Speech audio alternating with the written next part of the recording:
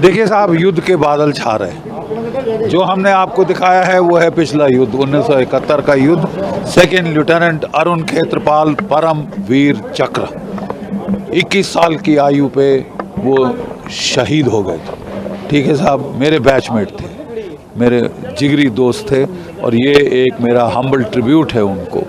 और उनकी पलटन 17 हॉर्स, पूना हॉर्स, जिसको कि पाकिस्तान कहता है फख्र हिंद, प्राइड ऑफ इंडिया। कितने सारे राजस्थान के हमारे जो लड़के हैं वो उस पलटन में सर्व कर चुके हैं, और आज वहाँ पे आई भी हुई हैं विधवा उन वीर सैनिकों की जो उसमें शहीद हुए थे अरुण खेत्रपाल के साथ। अगर आज अरुण खेत्रपाल जीवित होते, मेरी तरह 75 साल के होते, लेकिन वो हमेशा हमेशा 21 वर्ष के रहेंगे। ठीक है, 21 वर्ष के, ही विल ऑलवेज बी 21। तो ये मेरा व्यक्तिगत ट्रिब्यूट है। और हमने ख़ास रिक्वेस्ट किया था डिप्टी चीफ मिनिस्टर साहिबा को, दिया कुमारी जी को, कि वो आएँ, क्योंकि हम एक ट्रिब्यूट देना चाहते हैं उनके पिताश्री को, महाराज भवानी सिंह, ब्रिगेडियर भवानी सिंह महावीर चक्र। बहुत कम लोग जानते हैं कि वो एक कमांडो थे।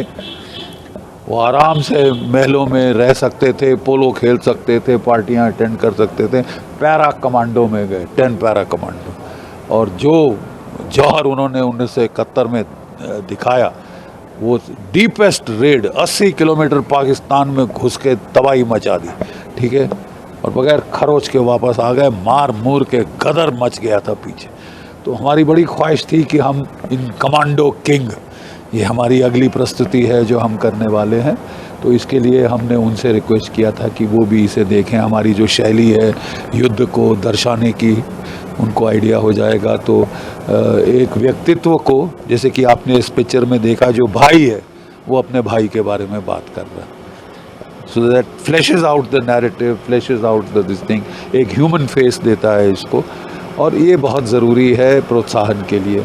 एक ज़माना था जबकि राजस्थान के गांव-गांव में वो बार कवित एक तारा लेकर जाके गज भर छाती पृथ्वीराज की, आँखों भय मशाल, इस टाइप के कवित गा के, शौर्य गाथाएँ गा गा के प्रोत्साहित करते थे।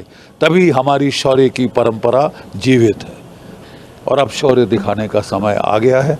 आप जानते हैं हमारे क्या हुआ है पहलगाम में, और आप जानते हैं कि हमारे प्रधानमंत्री जी ने क्या कहा है। तो हमें पूरा अंदेशा है कि अब पाकिस्तान पे बिजली कड़कने वाली है। कांग्रेस के जो सदस्य में आए उन्होंने ये कहा कि युद्ध ही कोई ऑप्शन नहीं है। अरे साहब, मेरे को किसी से पार्टी से 2 टके का लेना देना नहीं। ठीक है साहब, हम देखिए, हम सब भारतीय हैं, और जब युद्ध आता है, युद्ध के बादल छाते हैं, सब एकजुट हो जाते हैं। मैं बिल्कुल ऐसे बयानबाजी में विश्वास नहीं करता।